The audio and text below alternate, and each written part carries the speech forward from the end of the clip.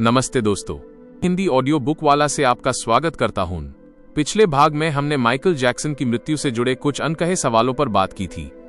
आज हम US fake death theory के दूसरे भाग में गहराई से उतरेंगे, जिसने करोड़ों फैंस के दिलों में माइकल के जिंदा होने का शक पैदा कर दिया। 2009 में जब ये खबर आई कि माइकल जैक्सन अब इस दुनिया में नहीं रहे तो पूरी दुनिया सन्न रह गई।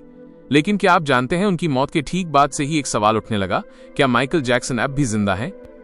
जी हां, अब हम बात करने जा रहे हैं उस फेक डेथ थियरी की जिसने करोड़ों फैंस के मन में शक पैदा कर दिया। माइकल की मौत के बाद कुछ ऐसी घटनाएं सामने आया जो किसी फिल्मी स्क्रिप्ट से कम नहीं थीं।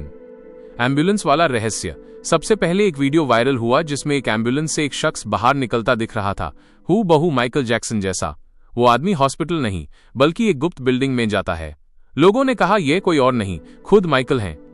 कनाडा मैन देखे जाने का दावा। दूसरा, एक महिला ने दावा किया कि उसने माइकल को कनाडा के एक पहाड़ी इलाके में जिंदा देखा।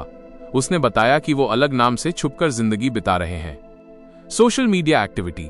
तीसरी, उनकी मौत के बाद उनके सोशल मीडिया अकाउंट से कुछ समय तक एक्टिविटी देखी गई, जैसे किसी ने लॉग इन किया हो। माइकल के परिवार की तरफ से भी कुछ बयान है जो चीजों को और उलझा गए। लाटोया जैक्सन, माइकल की बहन, ने कहा था, Michael always said they will try to kill me for my music rights. यानी माइकल को पहले से अंदेशा था कि कोई उन्हें मार सकता है, और वजह थी उनका संगीत साम्राज्य, जिससे अरबों की कमाई हो सकती थी। उनके पिता जो जैक्सन ने कहा था, Michael was scared of the industry, he wanted to leave it all.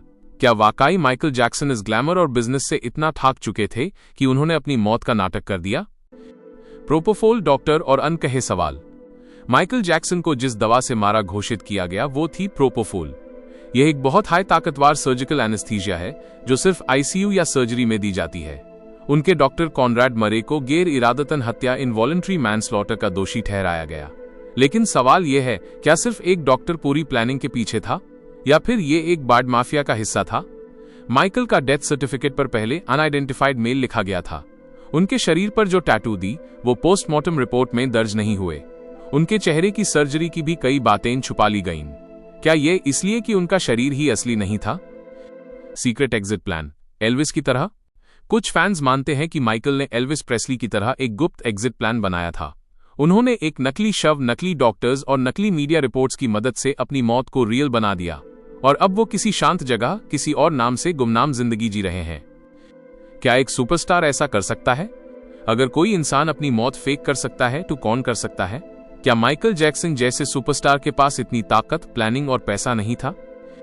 दोस्तों, क्या माइकल जैक्सन ऐप भी जिंदा है? क्या दुनिया को कभी उनका असली सच पता चलेगा? ये फैसला मैं आप पर छोड़ता हूं।